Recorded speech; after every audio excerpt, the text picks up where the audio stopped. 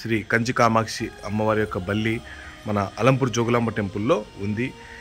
ఆ గుడి మాత్రం చూపించడానికి పూజారి వారు ఒప్పుకోరు, కానీ మీకోసం ఈ వీడియో తీస్తున్నాను. Please watch and enjoy.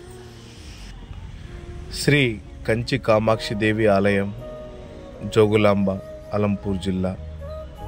అమ్మవారి గుడి దగ్గర ఉన్నటువంటి శ్రీ కంచి కామాక్షి దేవి యొక్క ఆలయం ఈ యొక్క తలుపు.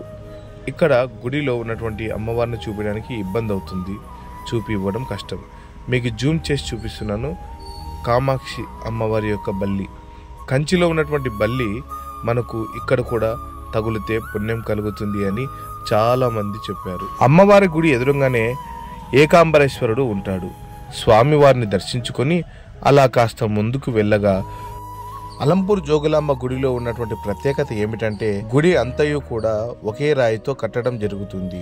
కాబట్టి అందరూ దాన్ని తాకితే పుణ్యం కలుగుతుంది. అదే విధంగా ముందుగా లెఫ్ట్ వెళ్తే విఘ్నేశ్వర స్వామి ఉంటారు.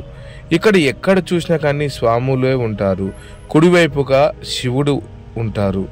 అంటే ఈ ప్రాంతాన్ని మనము చాలా చాలా గొప్ప ప్రదేశంగా చెప్పుకోవచ్చు. రాతి కట్టడాలతో కట్టినటువంటి చారిత్రాత్మకమైనటువంటి శ్రీ బాలబ్రహ్మేశ్వర స్వామి వారి యొక్క ఆలయము ముందుగా ఉంటుంది. అదేవిధంగా ఆ ఎడమ వైపుగా ఉన్నటువంటిది మరి కంచి కామాక్షి అమ్మవారి యొక్క దేవాలయము. మరి చూస్తూ ఉన్నారు కదా.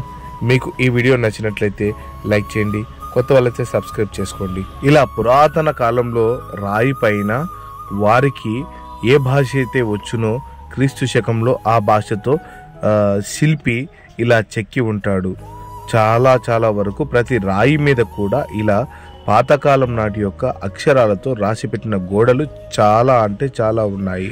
ఒక్క రాయిని మనము అమర్చాలంటే ఎంతో కష్టపడాలి. అలాంటిది ఇన్ని రాళ్ళని ఆనాటి కాలం యొక్క శిల్పి అమర్చారు అంటే వారందరికీ పాదాభివందనాలు తెలియజేసుకోవాలి. ఎవరు ఏ కోరిక కోరుకున్నా తీర్చకపోవడం అంటూ ఉండదు. ఆవిడ పేరే కామాక్షి. అక్షి అంటే కన్ను, క అంటే బ్రహ్మశక్తి, మా అంటే విష్ణుశక్తి. ఆవిడ పాదముల పడిన వారికి సరస్వతి కటాక్షము, ఐశ్వర్యము ఏది కావాలి అంటే అది కలుగుతుంది. కామాక్షి అమ్మవారికి ఇంకొక పేరు కామకోటి. కోటి అనగా హద్దు, కామం అనగా కోరిక. ఆవిడ సరస్వతి శక్తి, లక్ష్మీ శక్తి, పార్వతీ శక్తి, 3 శక్తులు ఉన్న మూలపుటమ్మ. ఏదైనా ఇవ్వగల ఆమె కామదాయిని.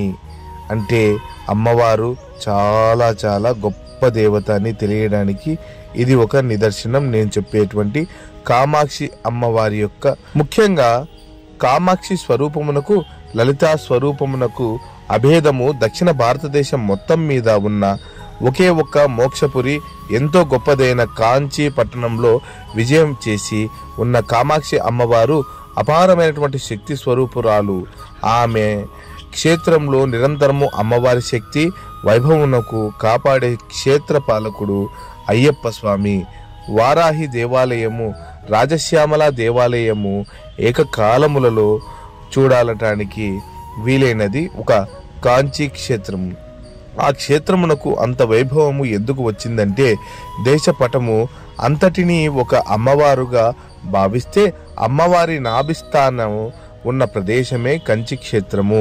అక్కడ పూజా విధానమునకు ఏర్పాటు చేసినది దుర్వాసో మహర్షి. అమ్మవారి దేవాలయంలో ఉన్న 24 స్తంభములు మూడపుటమును గాయత్రి మంటపం అని పిలుస్తారు.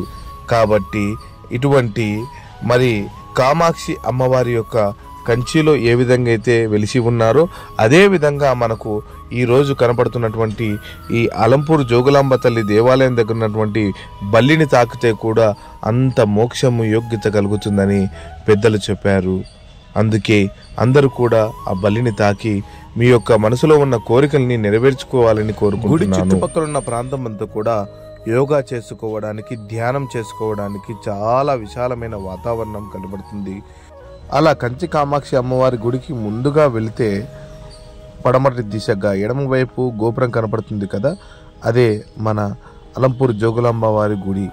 ఈ రాళ్ళన్నీ కూడా చూస్తూ ఉంటే అసలు ఎలా అమర్చారు అక్కడ చూశారు కదా. ఈ రాళ్ళ పైన రాళ్ళు పెట్టడం వేరు, ఆ రాయిని అట్లా డౌన్ చేసి పెట్టడం వేరు. Oh my God.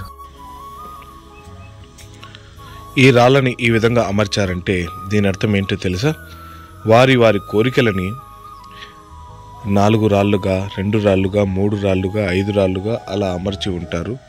చూస్తూ ఉన్నారు కదా. మీ కోరికలు నెరవేరాలంటే కూడా ఇలా అమర్చుకోవచ్చు. కోరికలు నెరవేరడానికి ఈ కంచి కామాక్షి అమ్మవారి యొక్క బల్లి దగ్గర చేసేటువంటి ఒక చక్కటి అవకాశం ఇది.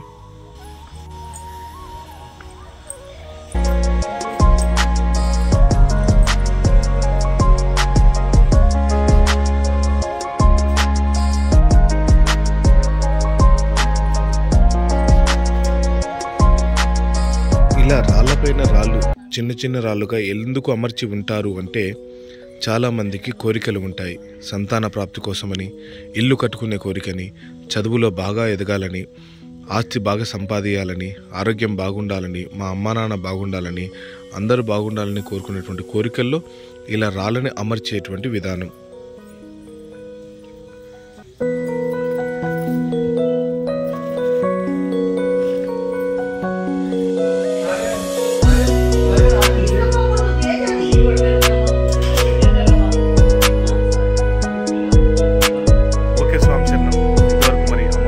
ఎలా ఉందో చూశారు కదా. మరి రాళ్ళపైన రాళ్ళు పేర్చిన తర్వాత ఆ కోరికల్ని నెరవేరడానికి ఏ విధంగా వాళ్ళు మరి మనసుని ఏ విధంగా అయితే భూమి మీద ఉన్నటువంటి రాళ్ళతో అమర్చారో కూడా మీకు చూపించాను. మీకు కనుక ఈ వీడియో నచ్చినట్లయితే లైక్ చేయండి, షేర్ చేయండి, కామెంట్ చేయండి. కొత్త వాళ్ళైతే సబ్స్క్రైబ్ చేసుకోండి.